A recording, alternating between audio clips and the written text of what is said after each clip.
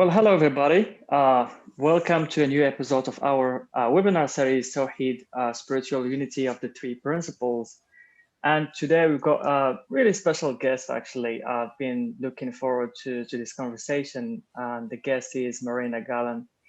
And Marina is a coach and consultant working with the individuals, groups, and organizations all over the world. And she's also a host of a highly successful webinar series and Facebook group called The Three Principles in Spanish. Well, the Three Principles in Spanish. I don't know how to say it in Spanish. So Go ahead, really good to have you here, Marina. Tell them how it's said in Spanish. Tres principios en español. Tres principios. En español. En español, sí. Me gusta. So yeah, Harry, do you want to say something before we give it over to Marina? Yeah. I met Marina, I think it was in Los Angeles. It was at a global conference, and we had never met each other. And this is more when Marina was beginning in the 3P. And we connected like brother and sister right away, just like that. We had such a similar feeling of optimism and a feeling without anything else there, no thinking, just a feeling. And we just rode that feeling. And we've always been able to share that feeling together because we're like brother and sister. And that feeling took us to where I helped a little bit in Colombia and South America, just a little bit, and with some people and so on. And it led to my book, my last book, being published also in Spanish through a doctor from Colombia who wanted to do that. By the way, Marina, he has agreed to do the new book that I'm coming out with as well. So again, that's a product of our relationship. But the most important thing that I felt from Marina is she's an original. I am so tired of rubber stamps. She is an original. She's speaking from her heart. And she's not just talking. There's a big mistake out there in the 3P world. She's not just talking about a thought creates a feeling. She's talking about thought, spiritual thought creates spiritual feeling, and that's what you follow. So try and pick up the difference between the psychological model of the paradigm thought creates feelings and the essence of Sid's message, spirit. That's Sid's message. It's a spiritual reality. If you click into the spirit within yourself, the feeling inside yourself, you have a guide for life. And you release all that potential. And guess what you'll find? Yourself, just yourself. So Marina, you go wherever you like with this topic, and then we'll do an interactive group discussion. Please ask her questions, etc., etc. Yes, feel free to interrupt. Because when the feeling is there are no interruptions. It's true. There's just a beautiful dance and a beautiful dialogue. So I'd like to start by sharing the day I realized that what we were looking for was a feeling. Someone was asking me, how did you begin the search? And my mind immediately started going all the way back in time, like, well, I was reading philosophy when I was 20 something, so it must have been before that. I was reading The Existentialist when I was 16, so it must have been before that. And I saw how I was not understanding the question. Because in that second, I realized that what I was answering was that I was looking for information. And so I got really, really quiet. And I asked the question again in my mind, when did the search begin?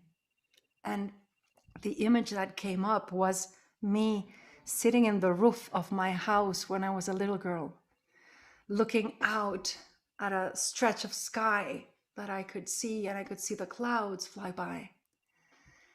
And then I remembered that I used to go up to the roof whenever there was trouble at home, because up there I could feel okay. And what became evident in that second was that I was I was still living enough in truth to know that what I was looking for was a feeling up in the roof of my house. There was no information, there was just a feeling. And the feeling that I got on the roof of my house was everything is all right. It didn't matter that the world was falling apart, or that the parents were fighting, or that the brothers were doing. Everything was all right. I didn't need any information to know that everything was all right. And so I saw the difference between, looking for a feeling of everything is all right, which then the information comes from the feeling. And later on in life, looking at philosophy and psychology and all that, looking for a piece of information that would allow me to feel that everything was all right.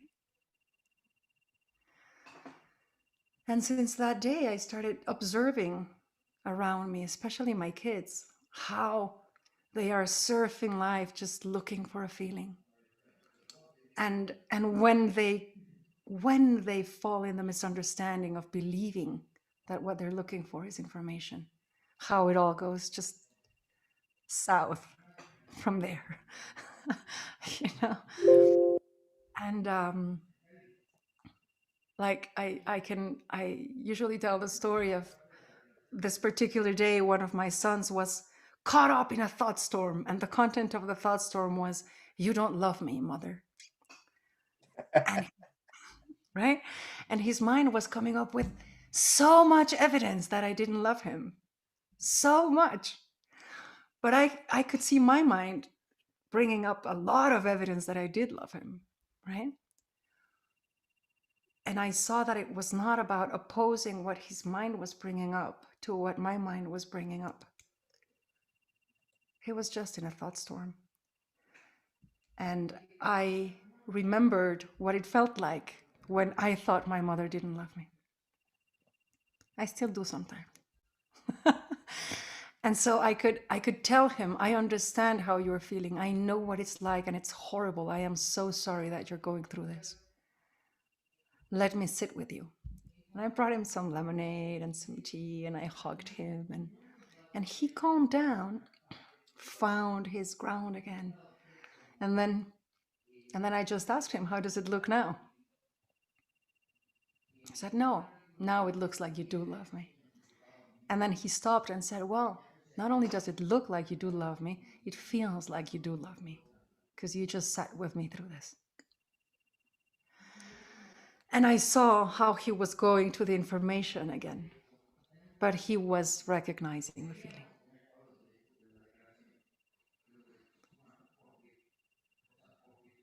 Now, consider that the intelligence behind life is, well, pure intelligence, right? Pure wisdom. It cannot err. It cannot create something that is not needed, or that is faulty, or that anything. And so, since the design is perfection, and we are just experiencing perfection,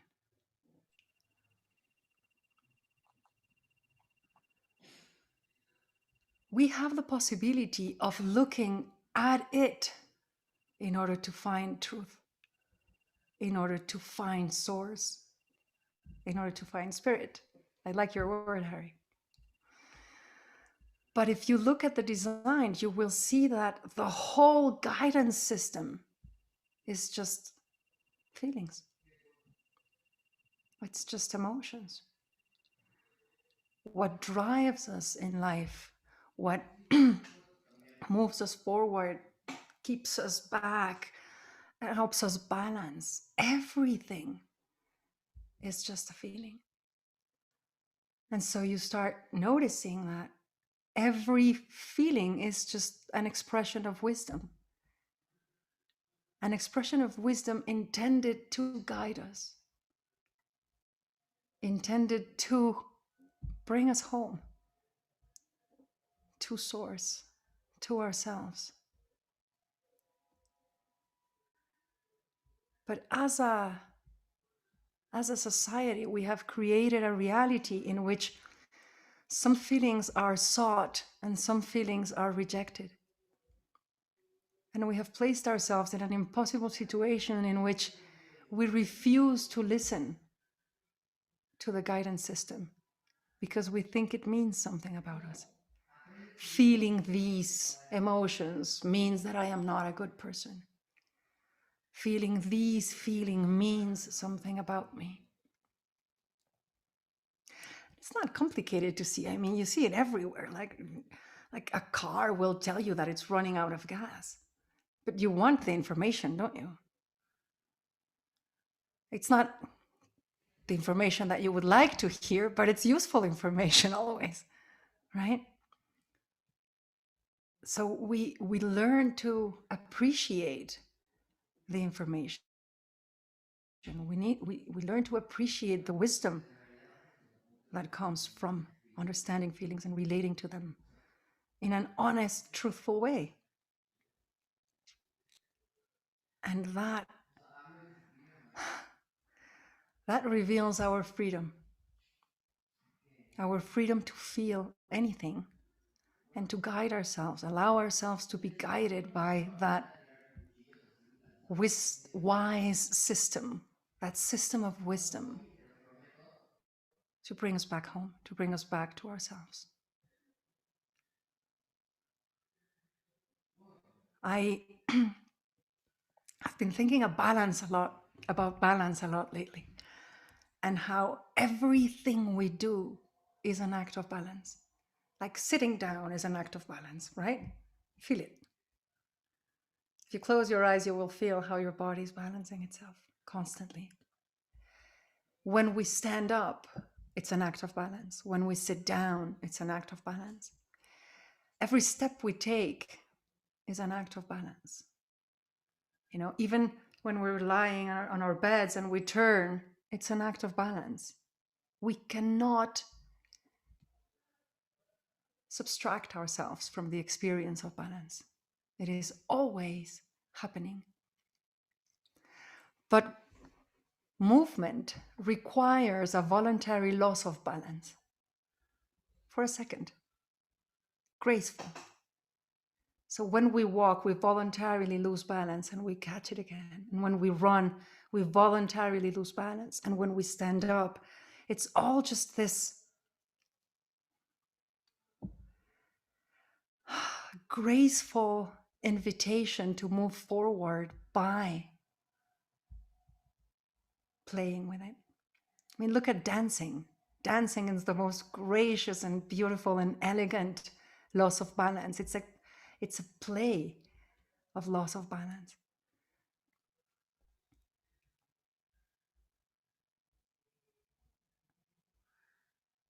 Feelings are the exact same thing.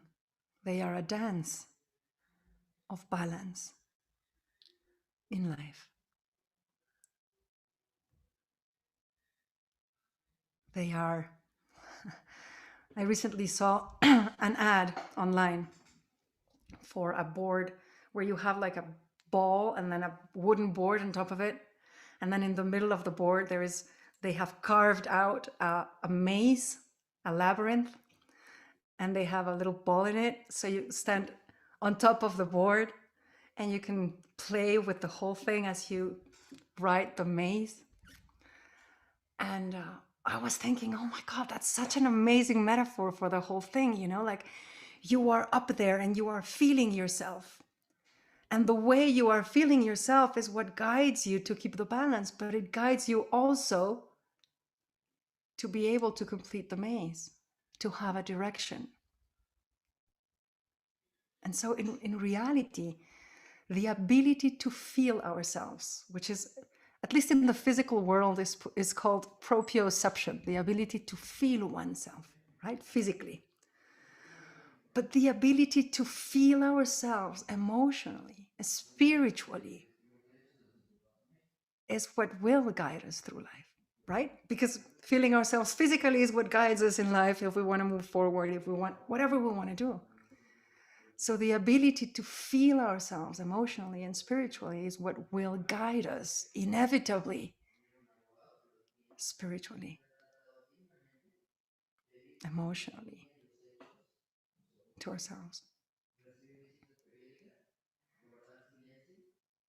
A teacher of mine, many years ago, helped us do an exercise which was incredibly interesting, and it stays with me until today, so I want to share it with you. And he asked us to draw a compass, like north, south, east, west, northeast, northwest, southeast, southwest, and the center. And he asked us to reflect on our lives so that we could discover which were the feelings that were helping us in our journey. So in other words, he asked us to place the feeling that would invite us to come forward in the north, right? What is the feeling that makes you want to do stuff? And then what is the feeling that when you doubt pushes you forward? It gives you security in the south. And then what are the feelings that you use to know that you are balanced? And then he asked us to take the feeling in the north and the feeling in the west, put them together and figure out what that feeling was on the southwest, and the same for all other 4 directions. And the result of that exercise was incredible. Like, it helped me really understand how life was guiding me in that moment. If I were to draw my compass today, I'm sure the feelings would be different. Or I don't know, I haven't done it. Maybe I'm making it up. But like that day I realized that for me, this is completely personal, guys. For me, the feeling that takes me out of myself into the world and makes me want to do stuff is joy. Whatever feels joyful, I'm drawn to, it's like, oh my God, yes. But at some other moments, I've thought it was curiosity. But I cannot understand curiosity without joy. Maybe that's just me. I don't know. But you see, so joy was the one bringing me forward. I don't know what yours could be. But from then on, I have understood that, oh man, if I feel joy there, I know that life is showing me the way. It cannot misguide me. It can't, because it designed my system.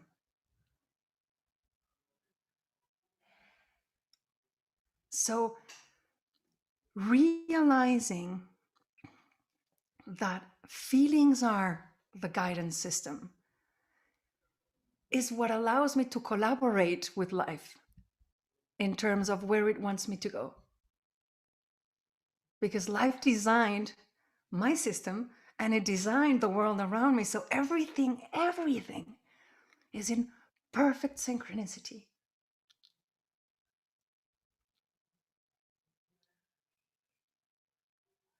Do you see? So I can trust that.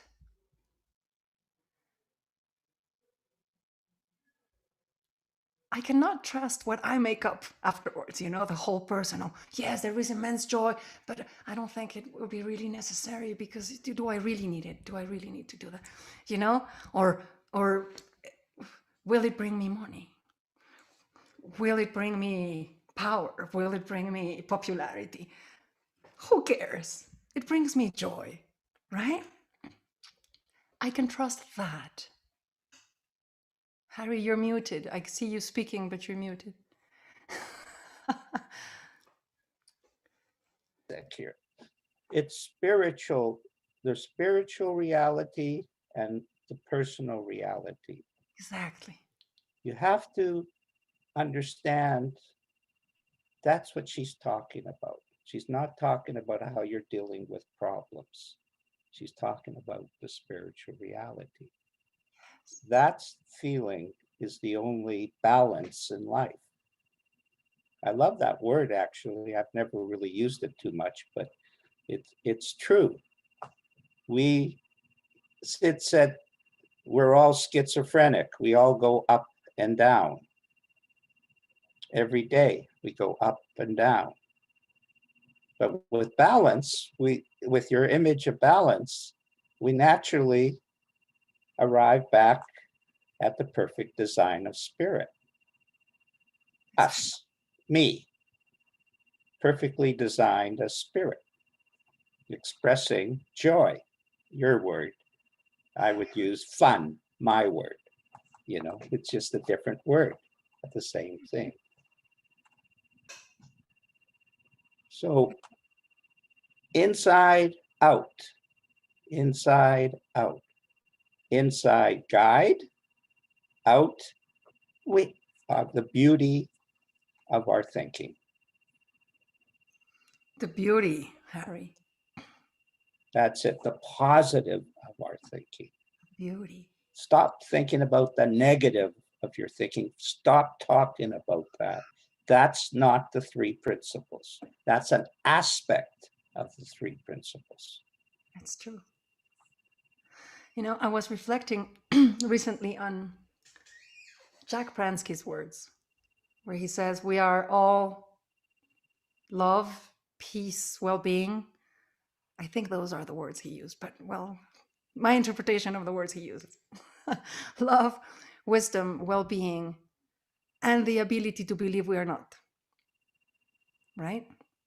So it would seem like the ability to believe we're not is the bad guy. But think about this. So realize this. This guy right here is freedom. So all we are is love, wisdom, well-being, and freedom. Because we are free to create whatever experience we want, including negating those three, which will never be true, but it has to be there because we are free. And freedom is just another word for love. You are so loved that you are absolutely free. You are so free that you can even create your own personal suffering, designed exactly the way you want it. And the universe will contemplate you in absolute respect. Never will the sky open and a finger come out and say, that is not the correct right way to suffer. Do it better. You are contemplated in absolute respect because you are loved. You are free.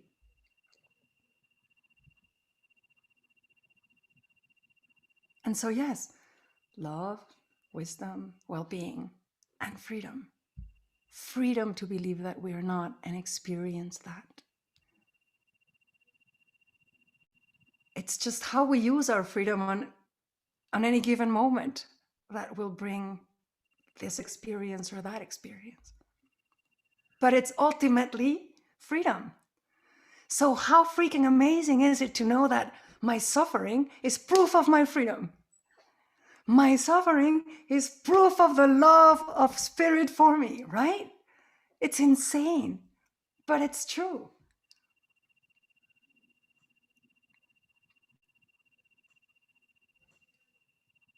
Right? So you see, planes have this really cool gadget that tells them not only in which direction they're headed, but it tells them about the positioning of the plane, you know, in relationship to an imaginary horizon, if you want, right? That's it. That's the guidance system. It not only tells me where to go, but how I go there, how I get there.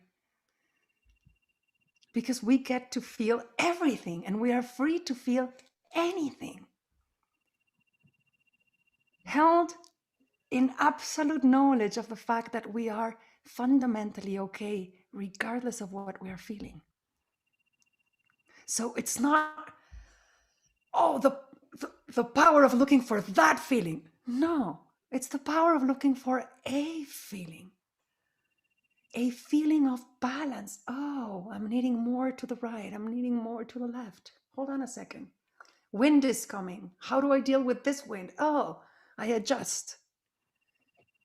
How do I deal with this? Oh, I adjust. It reminds me, Marina, of a story I heard. A pilot comes out into this plane and says, I have good news and bad news. The good news is we're making better time than we've ever made before. And the bad news is we're lost. There you go. But we need to know that. We need to know that, or else we would not see you. Then you bring your own freedom, your own free will, and you say, oh, I got ahead. Now I'm lost. What am I going to use, my intellect or my intuition to guide myself home? That reminded me of another story. I once met a guy who they got lost in a boat. They were not too far from shore, but they were lost in a boat. And at some point, this guy asked the local, the captain of the ship. It was not a captain because it was just a tiny little boat, but the local. He asked them, so in your opinion, in which direction is the closest land we can find? And the guy said, well, to be absolutely, absolutely certain, I would say down.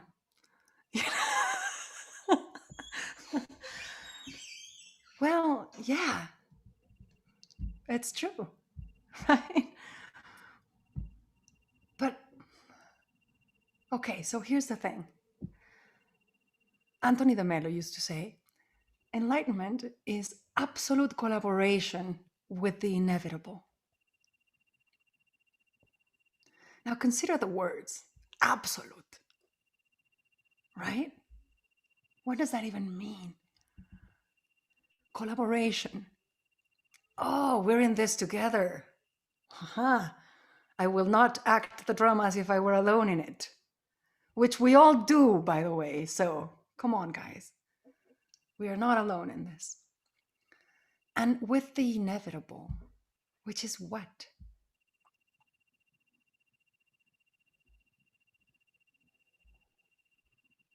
It's an exciting question, isn't it? What is the inevitable?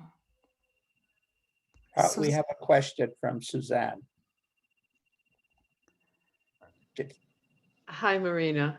Well, Hi. the inevitable is returning to the peace, joy, and love that we are when we leave physical form. That's the inevitable. The joy is that we can experience all of that now without having to die. Right. Okay. Sweet. Thank you, Suzanne. Anyone else?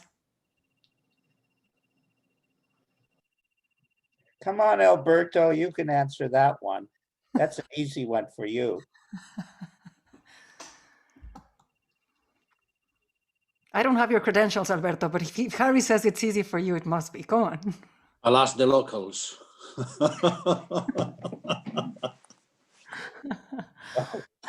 Smooth. Smooth. Yeah. Katrina. I'd say the inevitable is change. Okay, sweet. And, yet, and transformation. Transformation. And yet on another level, there is the stability that lies beneath. I love that. Omar, are you going to say something? Yeah, I was about to say the human experience. You can't escape that. You're all in it. Ups and downs. I would say, can I say? I would say that we don't know what the inevitable is. We have absolute collaboration with something that we don't know what it is. Well, you see how we can look at it in so many different ways. One of the one of the things that I saw in asking this question was, well, the inevitable is now.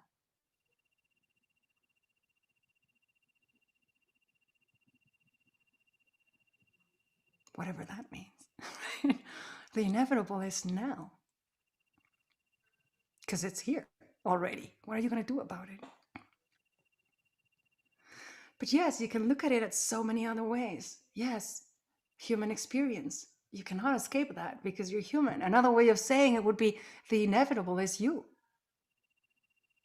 How do you escape you? You, not you. You. Because you can escape, right? But the inevitable is also, like Suzanne was saying, going back to the feeling, going back to truth. But isn't getting lost inevitable too? Like Harry was saying? So isn't the dance inevitable? Right? So we begin asking, well, why is the dance inevitable? Why do we need suffering besides understanding that it is freedom, right?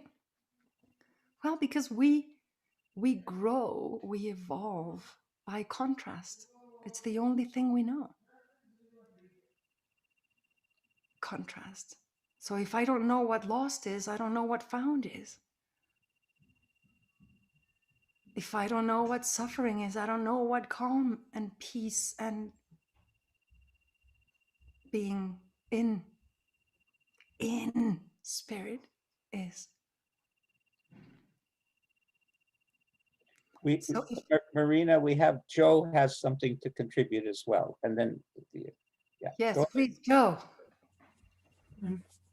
What came to me as well is kind of the inevitable is like the infinite, and that everything's infinite, isn't it? I mean, the universe is infinite, and the kind of spirit that we are is infinite. So that was something that came to me as well.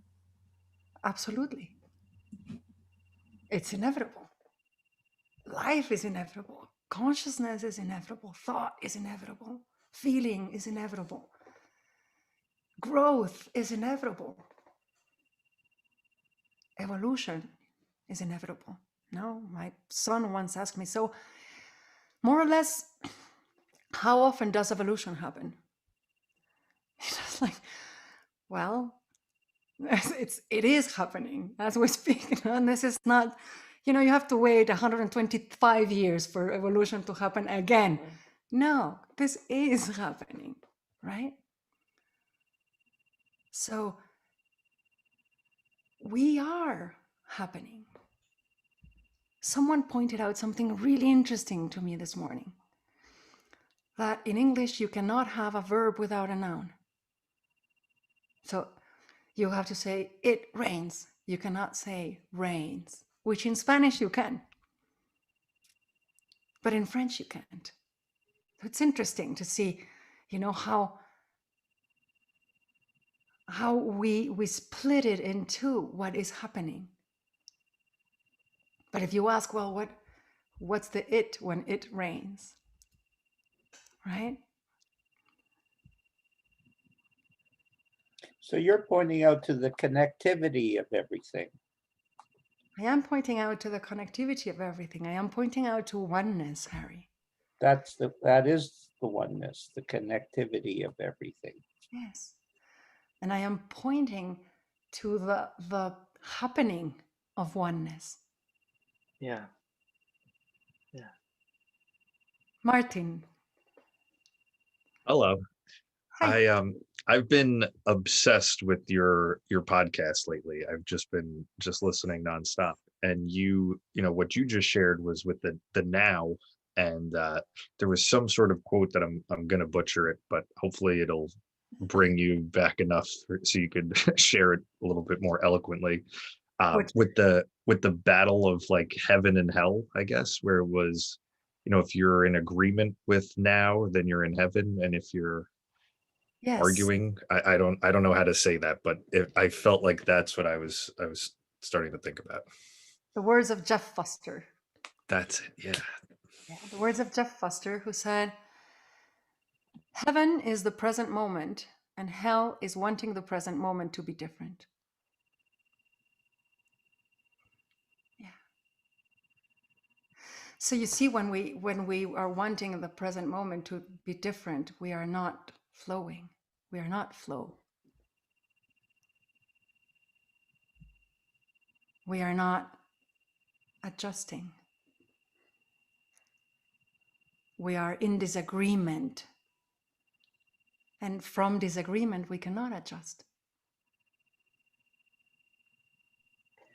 And that's also where suffering starts, when we resist the present moment and what is happening now, Yes. not accepting what it is. Yeah, and a lot of So people. yeah, I just want to say this really quick, and then please continue. Because so many people confuse the present moment with just outside, with just circumstance. And no, the present moment is also what is happening inside. Please continue. I just want to mention something that you've said before, and it just reminded me of a quote that I've read. Actually, it's a conversation with Gangaji. I don't know if you've heard of her. She's a spiritual author, American spiritual author, and she said, "In focusing on what we want to feel or get or keep, we avoid recognition that we can simply open to whatever we are feeling. That actually reveals what's closer and deeper." Yes. That's exactly the conversation we're having today, exploring that. Yeah. Thank you. Thank you for sharing that. It's beautiful. I do it a little bit different, Marina. I don't like to get too caught up in concepts. And when I get disgruntled or have a blind spot, I always end up with a peaceful feeling. And when I have a peaceful feeling, it answers everything that I need to know, because then I know I have what I need, a peaceful feeling. Then I can walk out into any situation with that feeling. And it takes care of the balance and the adjustment, because I brought the final piece of the puzzle, me, into the adjustment. Absolutely. Adjustment is not just to adjust, it's to arrive with this alive feeling inside yourself of who you are. And this peaceful feeling just allows me to feel safe, unconfused, and positive. And it's enough. Oh, more than it's more than enough. It's everything. And it has, you feel it, it has unlimited potential to rise with the eagles, turning your dreams into reality. Just a phrase I have, I like to throw it in. I like your phrase, Harry. Go ahead, Joe. What came to my head was kind of like, it's like the flow, isn't it? Like the flow of the universe. And I kind of thought of like a canal, I mean, which we had a lot in the UK. And I mean, we had them locks. I don't know if you know what locks are, but where they would kind of shut the canals off. Okay. And it kind of made me think that we have the flow and then we kind of shut the locks. And so we kind of stopped the flow, but then it's always still there, isn't it? The canal's still there. And then once it opens again, the flow starts again. And so we'll always go back to that flow. It won't ever be able to completely stop it. Like we can't destroy the canal, or we can't destroy what flows through us, but we kind of shut it off sometimes and then just let it reopen again. Yeah, I love that example, Joe. You know, last week I walked out into the fields next to my home, and the sunset was happening. The sunrise was happening, and I saw the light, orange, pink, peachy light, ravishing everything, you know, caressing everything, loving everything. And I was like, oh my God, I want to be like that. I want to be that light. I want to love everything that comes in touch with me, right? And then I started seeing, you know, shadows, you know, like there was a tree and there was a shadow. And so the light could not reach where the shadow was being projected, but there was light, but there was not light. You know, it was this game of the senses. And I realized, oh, okay, there's light and then there's interference.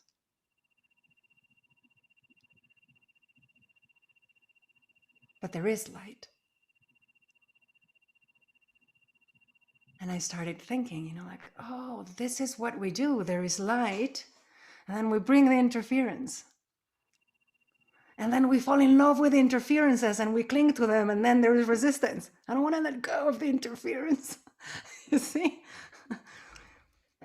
When we're looking for is the light. What we're looking for is the feeling of the light. Saint Teresa of Avila, when asked, what do you do during prayer? She was a mystic, right? She would reach these states. When asked, what do you do during prayer? Her answer was, oh, I just allow myself to be loved completely.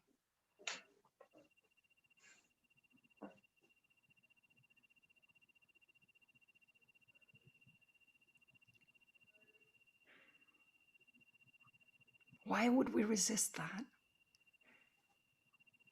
Why would we resist the feeling and the beauty and the joy and the flow of recognizing that we are being loved completely?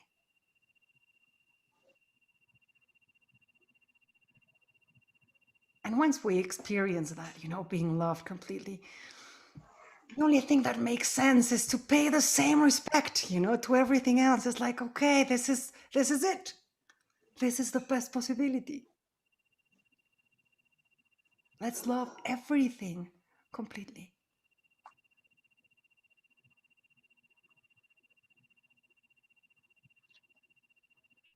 Alberto had an observation he would like to make. Well, I liked Joe's metaphor. I liked it. And as you see as how the blood functions in our bodies, the heart is opening and close, and you need closes, you need valves that close it. And if the valve doesn't work well, you have a big problem. So it's not only flow, it's resistance as well. And it's a holy resistance. If not, you need a cardiologist urgently. So the resistance is part of the magic as well. It's not a negative thing. So that's inevitable in the sense that it's inevitable. You cannot stop suffering. You call it resistance, but without that resistance, the system doesn't function well. I absolutely agree. I absolutely agree. And thank you for bringing us back to that before we demonize the resistance and we demonize the interference. No, like again, we learn through contrast. It's there for us. It's part of the perfect divine design. Everything is.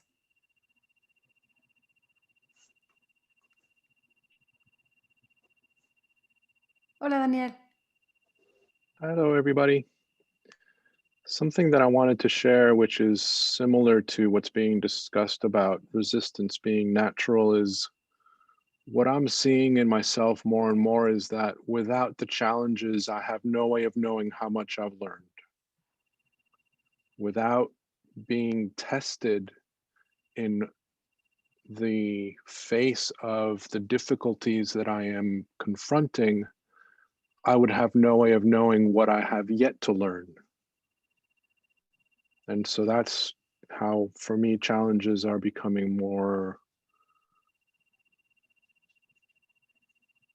peaceful, in lack of a better way of saying it. And I would add one thing to that, Danielle. Challenges stimulate your mind. You need to get beyond just the normal, comfortable levels. So challenges is like when you play chess at a level and then you move up to another level. It stimulates, it's exciting, and you accomplish things that you didn't even imagine you could accomplish. But it's very healthy. The mind needs challenges. It's a spiritual need, a sustenance to show you how wise you are, how much you can go beyond what anybody else thought you could accomplish, but somewhere inside you, you knew you could.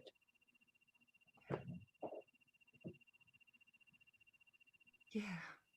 In other words, Harry, what you just mentioned, challenges is kind of just getting you having a better relationship with the unknown, because we're all scared from what we don't know. And so, challenging our thinking and challenging ourselves, just getting to know that it's okay to swim in that, space where we don't know what's going to happen in there, because we are being taken care of all the time, no matter what.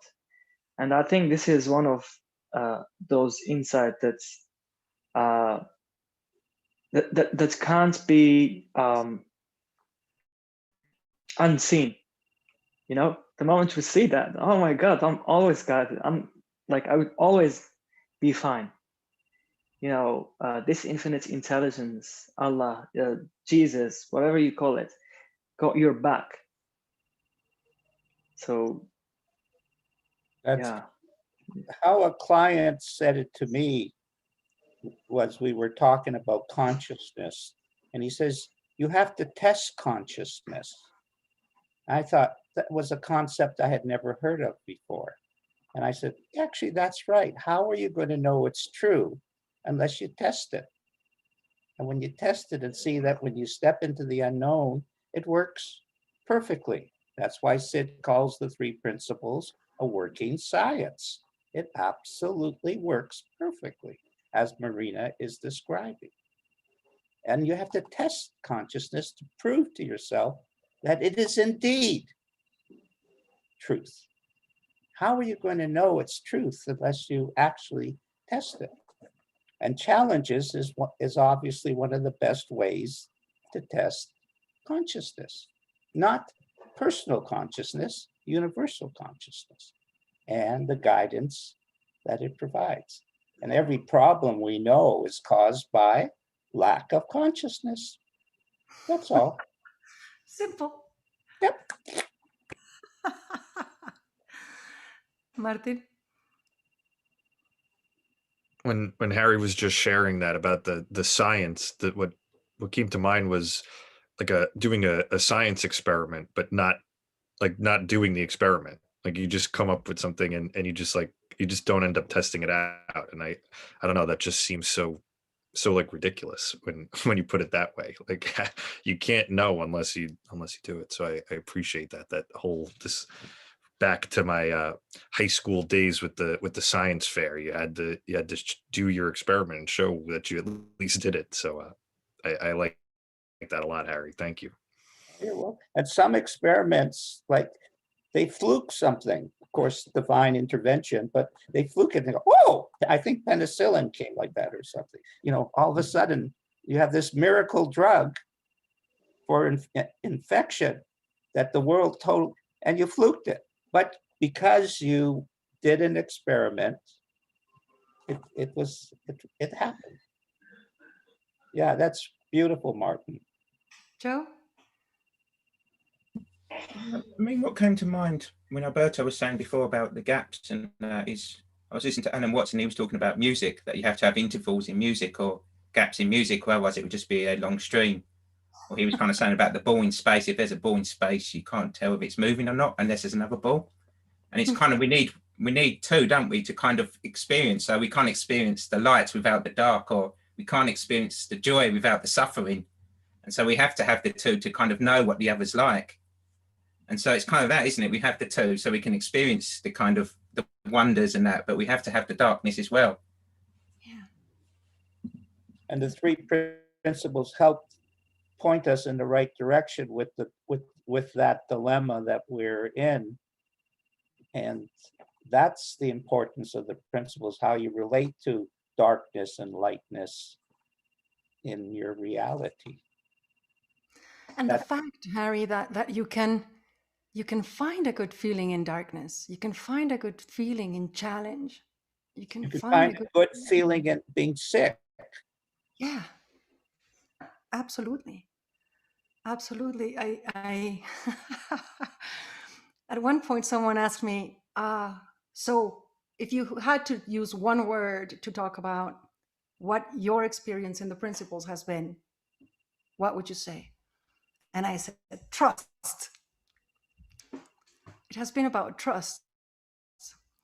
And then a couple of years after that, I was on a beach looking at the ocean, and the thought came to me, you know, like, trust is filled with future and preference. And so I asked myself, so what does trust look like if you take away preference and future? And what came was offering. You become an offering to the present moment. You become an offering to spirit. Oh, beautiful. Because you see, we always talk about the light at the end of the tunnel, and the calm after the storm, and the lesson after the challenge. And when we see those things, then we can say, oh yes, things happen for a reason. I can see why the storm was necessary. But then the game really becomes not trusting the light at the end of the tunnel, but trusting the tunnel. And not the calm after the storm, but the storm itself.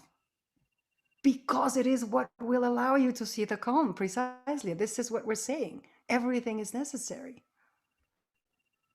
Because we need the contrast. We need to get lost in order to understand what it is, what it feels like to be found. But when you suddenly realize, oh, the storm is for me. Oh, the darkness is for me. This is the gift. Oh, then we can withstand anything. You see, you find the good feeling within the challenge because you understand what is happening. And so you can offer yourself to that too. You can become an offering to the larger plan, the larger project, whatever is happening, whatever spirit is up to. Katrina, please. As you were speaking, the words "I'm here" came to me. I am here, so I am present. And that's my offering, I am here in this moment, open to it all. And sharing love.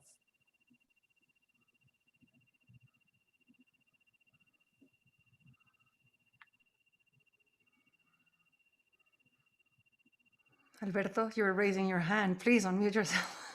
Yeah, it's in the same thing because it links with the first example that you gave us with your son.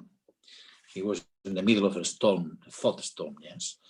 And when you offered was heart listening, really, offering some calm. And I guess that's what good parenting is. It's just to be able to withstand the storms of thoughts of children or parents of your own thoughts about yourself with your own children, with a good heart. And I guess what the three principles is about is about that. Is the heart parenting the mind, the thoughts. The mind goes off like a little child, and the heart waits and offers a little bit of silence and a little bit of time to rest and to wait. Yeah, absolutely. It's like there is love in everything. Everything is pure love. We just can't see it because of the state of consciousness we're in. But when you know that everything is love and that it's not about anything except your ability to see it or not, but then you see that your ability to see it or not is also part of love because you are exactly where you need to be and where you have to be. Then it does not become about changing anything out there or anything in here in regards of, oh, I should be in a better state of mind and I should be able to see love here. No, everything is happening exactly as it should be, right? And Alberto, you're talking about good parenting. I have no idea what good parenting is except loving them through anything. Like I used to believe that good parenting was teaching them the right lessons. I am going to teach you the right lessons that you are going to need in life. And then I realized, oh my God, life is going to bring the lessons. I don't need to worry about bringing the lessons. Life brings more than enough lessons. I just need to love them through that. But what if the same is true for us? Right? Like we make up what we need.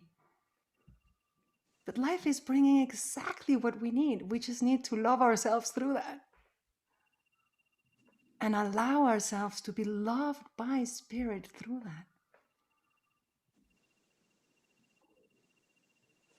Well, in my experience with my kids, they have parented me many, many, many times. Yeah, I agree with that. Yeah. Well, do we have a final question before we kind of wind this up type of thing? Or a final observation? How about you, Omar? You share something with Marina and then we'll call her a day. Sure. Yeah, something that I wanted to share, talking about this metaphor, this insight that Marina was sharing about when she was looking at the sunrise, and then it was lighting everything up. And then something came to mind, is that darkness is not a color, it's just the absence of light. And like, there is always light. There is always love. Sometimes something comes in between. So this flower you were talking about, were not having much sunlight, but the sun is always there. The light is always there. We just don't see it. And so trusting that it is there, and it's okay if I'm not seeing now, but it is there. It's a game changer. Harry, I Yes. love this. Yes, Omar. You keep talking like that, Omar. I love that phrase, game changer. That's what we're looking for, game changers. And facts that are game changers, not strategies, goals, objectives, information, facts that are game changers. Absolutely. That's what Sid said. He said, I couldn't understand why nobody, before I was enlightened, everybody understood me. But after I was enlightened, nobody could understand me. And I couldn't understand for the sake of why that was. And then I suddenly realized I was sharing insights now. And they could, and that's fact is a game changer. Those insights are game changers. to understand what Marina's pointing towards. And doing, by the way, Marina, a really good job at it. Really good job. Thank you, Harry. Absolutely. Wonderful, wonderful. Omar, when you were saying right now about the flower, you see, anything that light touches will create a shadow. But if there was nothing for the light to caress, then I would not be able to see the light. So you need something to see the light reflected on, but that will create a shadow. So you see the perfection of it all? And then at one point, it just doesn't matter. And then at what point it just doesn't matter. Yeah. Like love and grief. Yeah. Yeah. So Omar, it seems like this is a good time to do your. Yeah. What do you do, Omar? I usually say something like, thank you everyone for coming. But yeah, I mean, like, this was absolutely amazing. I mean, I don't want this to finish, but really nice to share this space with you, Marina, and with everyone here. Thank you for accepting our invites and, you know, just sharing from the heart, really. Because I could really feel what you are sharing with us today, and I'm sure many people who are attending this feel the same. So thank you for sharing the space with us, and thank you, Harry, for your wisdom as always, and for our attendees for coming in. And we see you in 2 weeks. For next month is. Everybody. Oh, I'm sorry, Omar. And thanks to everybody, by the way. Go ahead. So next month is going to be about it's a prison team. We have 3 guests for the first time: Omar Wilson, Derek Mason, and Chris, forgot his last name. And they're going to share about their experiences. They were in prison and now they work with Barb Patterson in Beyond Recovery. So yeah, that's what's going to be about. It's the 4th of February. So I hope to see you all there, and thank you so much for joining. Bye, everyone. Thank you. Very, very beautiful, Marina. Very, very beautiful. I love you, Harry.